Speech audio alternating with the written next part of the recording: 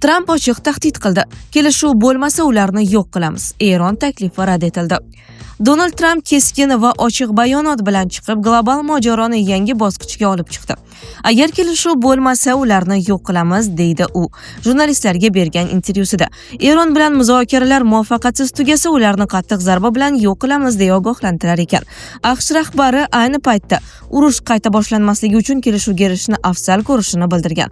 Biroq zarur bo'lsa mojaro yana alangalanishi mumkinligini ham ochiq tan olgan. Ular meni rozi bo'la olmaydigan shartlarni so'rayapti deya ta'kidladi u. Vaziyat yanada keskinlashdi, chunki Tramp Eron tomonidan bildirilgan tinchlik muzokaralarining ikkinchi bosqichini o'tkazishi bo'yicha taklifni ham rad etdi. Bu haqda Al Jazeera xabar berdi. Juma kuni jurnalistlar bilan muloqotda u muzokaralar natijasida kelishuvga erishishiga ishonchi komil emasligini bildirib, shunday dedi: "Ular kelishuv qilishni xohlayapti, men esa undan qoniqmadim. Shuning uchun nima bo'lishini ko'ramiz." Bu bayonot sulh 3-haftaga kirgan bir paytda yangradi va noaniqlikni yanada kuchaytirdi.